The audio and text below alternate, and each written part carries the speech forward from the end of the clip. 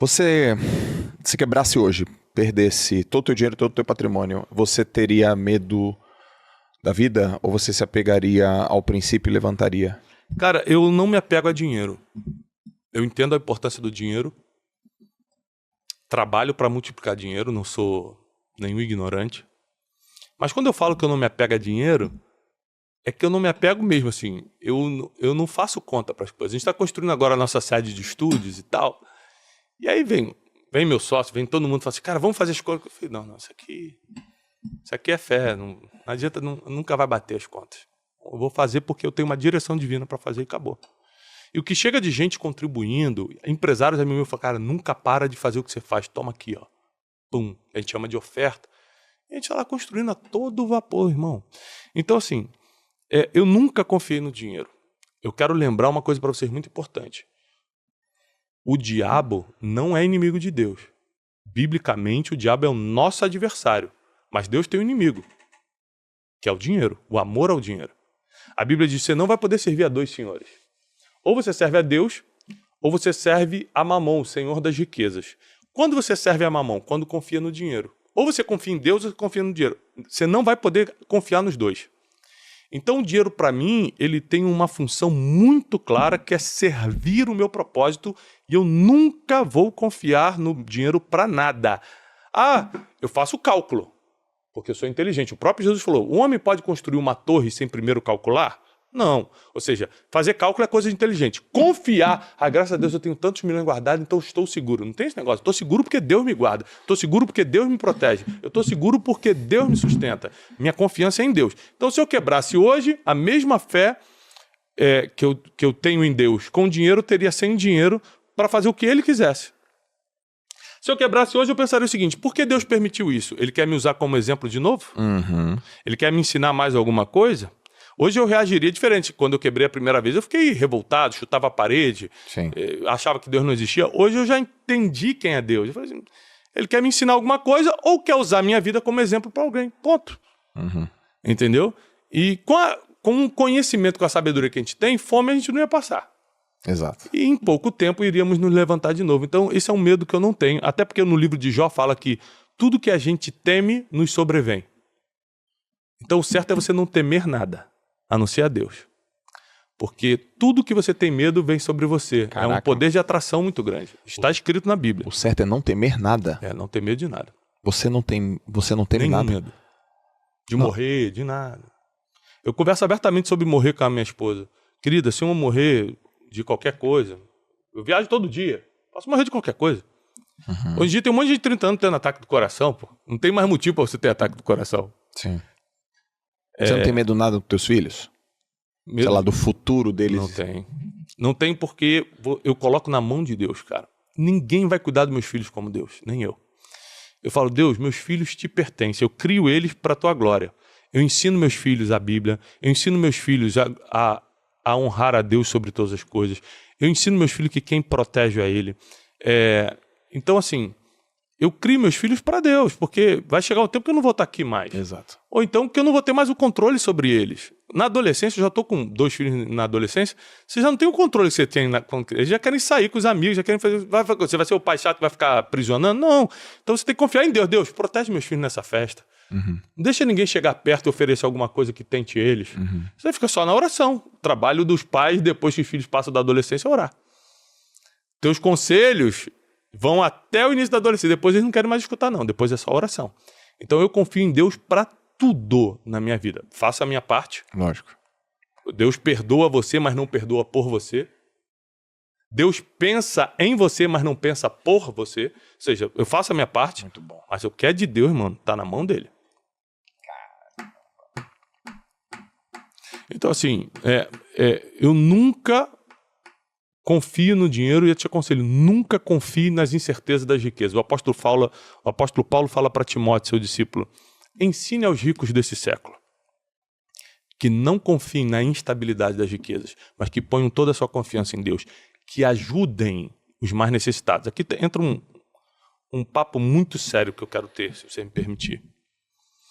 Ajudar os necessitados. Quem é necessitado? Quem não tem o que você tem. Seja o conhecimento que você tem, Seja a sabedoria que você tem, seja o dinheiro que você tem. Ajudar o necessitado não é exclusividade de quem venceu na vida. Porque a Bíblia diz que quem não é fiel no pouco não será sobre o muito. O que isso quer dizer? Você precisa criar o estilo de ajudar quem tem menos que você, mesmo sendo pobre hoje. Porque se você não treinar agora, quando for rico, não vai ajudar.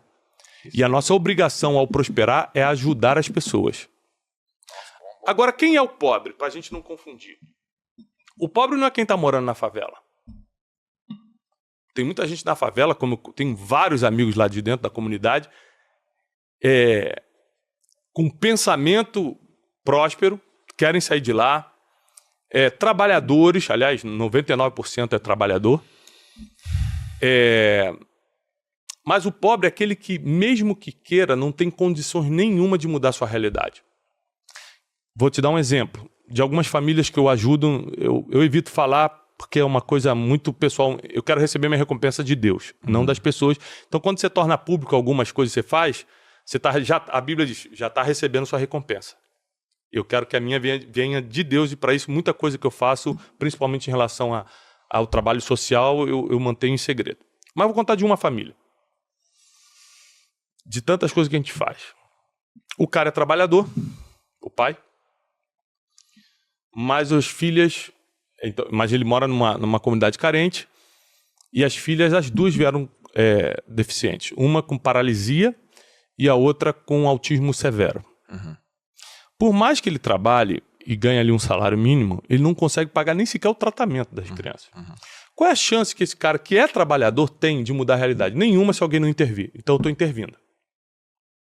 Então eu estou mandando a assistência médica mensalmente. A gente agora vai visitá-lo, porque ele é lá do Nordeste. A gente vai visitá-lo, vai reformar toda a casa dele, vai fazer as adaptações para as crianças e vou cuidar. Os anos que, enquanto Deus me abençoar, eu vou estar cuidando deles.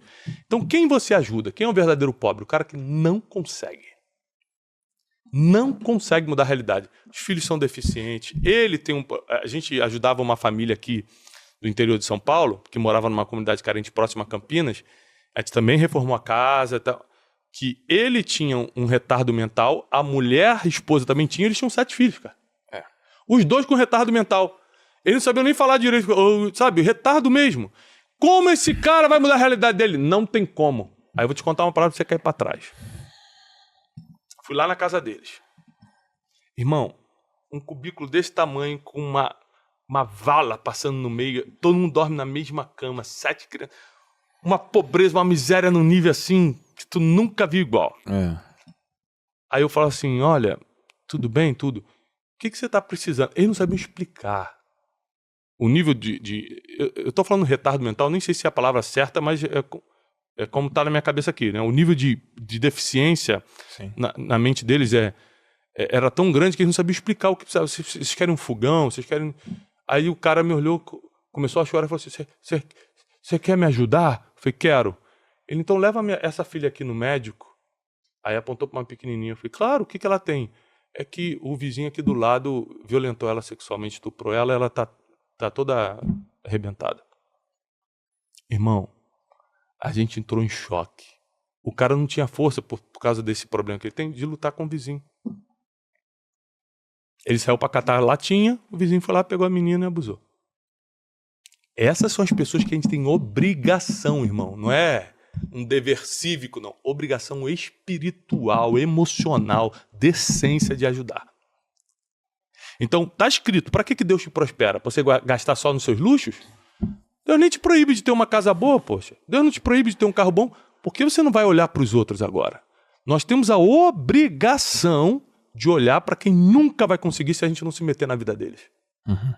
Então, a pessoa não tem conhecimento, você tem, passa conhecimento. A pessoa não tem condição de comer, você tem comida, passa. Eu sempre falo isso. Quanto é que custa o gás? Sei lá, R$100? Quanto é que custa o gás? Nem sei. 130? Então quem ganha R$3.000 não pode doar um gás por mês para quem não tem condições nenhuma? A gente tem que começar com pouco que a gente tem, ajudar quem não tem nada. Uhum. Isso tem que ser uma prática desde sempre. Para o dia que a gente tiver, porque hoje é uma prática da minha família ajudar pessoas. Financeiramente, inclusive, salvando famílias. Inclusive. Porque, irmão, quando eu morava no subúrbio do Rio de Janeiro, não tinha nada. Meu pai me ensinou isso.